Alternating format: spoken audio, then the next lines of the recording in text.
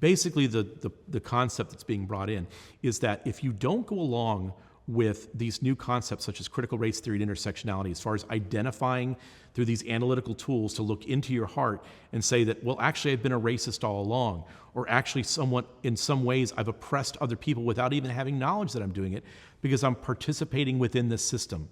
And the system that they're referring to is free market capitalism. Well, unless you confess of your sin of participating in that system, which they refer to as white supremacy, then you are sinning.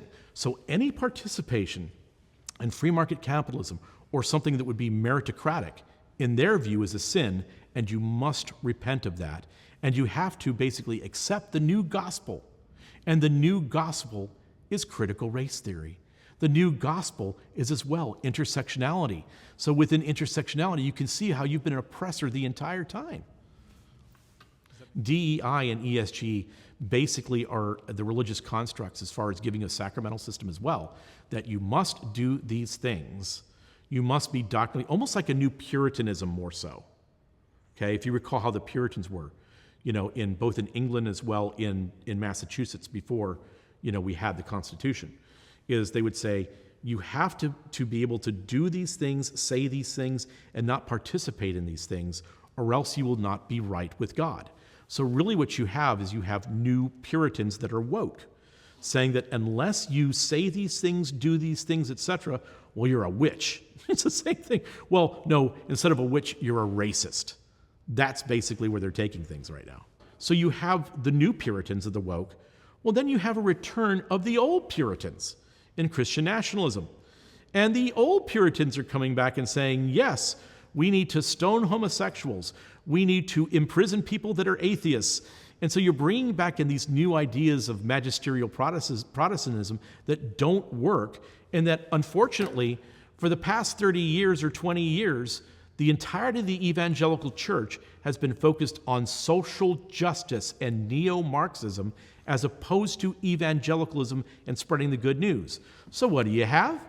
You have an entire nation that has heard nothing about the good news except the fact that the only way to salvation is through Karl Marx. And now what you're going to do is you're going to come and scream at everybody. You're going to scream at women for wearing yoga pants. You're going to scream at anybody that doesn't believe exactly what you believe. And now you're going to say you have to be under the right system like me, or else you can't be a part of our society. That's what they're doing. Think about what they've put us through in the last 5 or 6 years. First, Republican or Democrat. And then it elevated to, are you someone who is staying 6 feet apart and locked down, or not staying 6 feet and locked down? And then it moved to, are you masked or unmasked? Where you had people literally beating each other up because they didn't wear a mask that did not protect them. And then it moved to, are you vaccinated or unvaccinated? You think about this kind of funneling system that they had us go through to where they kept on creating divides that never existed before. We were one nation. We had disagreements, but now all these things were brought in that were basically life or death choices that were not life or death choices. Right. Or you had to be for Ukraine, where they actually at Wimbledon, they didn't allow any Russian tennis players to play. And still even today, if you play one of the Grand Slams, the Russian players that are playing don't have their flag displayed next to their name. It's just a white blank nothing. So in other words, you don't even exist. So you think about what they've actually done is they keep on putting us in these polemic situations where we have to be against someone because it is the current societal doctrine, or else you're out of society. You can't participate. And we're thinking that this is normal.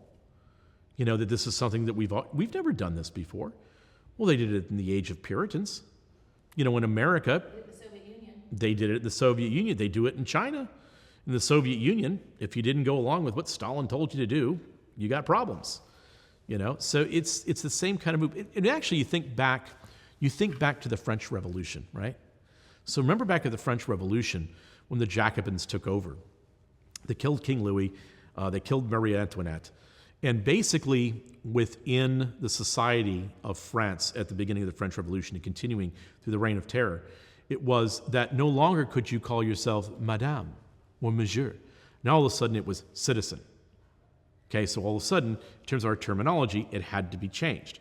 The other thing that they did is they made sure that people of no more than 10 or 20 folks could actually gather together, because something bad could happen, and that's against the idea of public safety. Because the whole thing was about safety. It's for your safety. And what we've kind of gone away from is we're protecting your constitutional rights, and we're making sure that the law is enforced. And where we are right now is you need to be safe. It's our duty. Our first job is safety. No, it's not. Your first job, whether you be a grocery store, an airline, is to provide the service that you said you're going to provide. And safety is a part of that. It's the same thing with people that are law enforcement officers. Your first job is to enforce the law, not to keep me safe. That's my responsibility too, which is why we have the right to bear arms, right? If you take the right to bear arms away from somebody, they no longer have the opportunity to provide their own safety. You're relying on somebody else. But if you're relying upon law enforcement to keep you safe, well, what if law enforcement has been defanged, like they've been done in New York City, like is what's happened in Los Angeles? So what happens is, if you actually end law enforcement and you go to public safety, if there's no one to enforce the law, then it's lawlessness. Well, now all of a sudden you have a vacuum, which there's nothing to fill. And if you don't have law that's being enforced, you don't have the Constitution, you actually have the start of something very different. That's how that is done. That all started to happen post George Floyd, while at the same time, they were absolutely enforcing whether you were allowed out in public or not, whether you can start a garden or not, whether you can have a beach or not, you can go to the beach or not, whether you can eat at a restaurant or not. And if you didn't do what they told you to do, the reason that they stopped you is not because there was a law against it or a constitutional amendment, it's because it was for your safety and for the common good. So I did a podcast back in 2020, before anybody was talking about the Great Reset, and explaining that it was the Committee on Public Safety in France that was basically the ones that were in charge of what was happening. That was almost the highest authority within the new government of the French Revolution.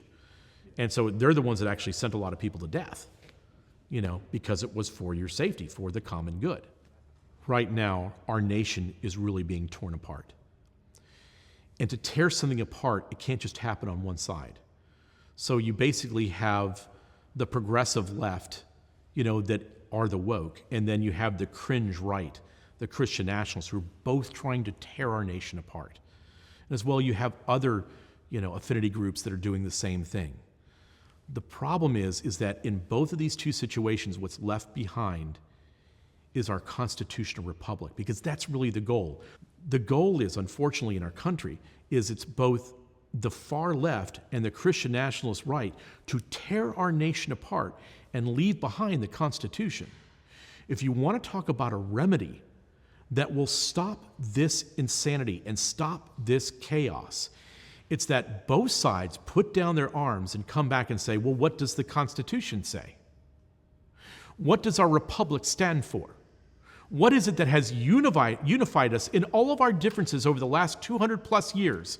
What have we come back to say is, these are our rights. And not only that, but this is our duty. And our duty is to nation, it is to God, it is to family. And that's the problem. We've left all of those things behind, but there is an opportunity. And there is an opportunity to once again reintroduce to an entirely new generation that really has no knowledge of the Constitution. They have no knowledge of their inalienable rights and how different that is in this nation than any other nation in the world, is to say that we have something special. We have something that will preserve your rights and the rights of your children and your grandchildren. And if we preserve that, as opposed to going towards some sort of easy authoritarianism on the left or the right, if we can continue on with embracing that which unifies us, there is a chance to preserve liberty, to preserve freedom, and to preserve the United States of America.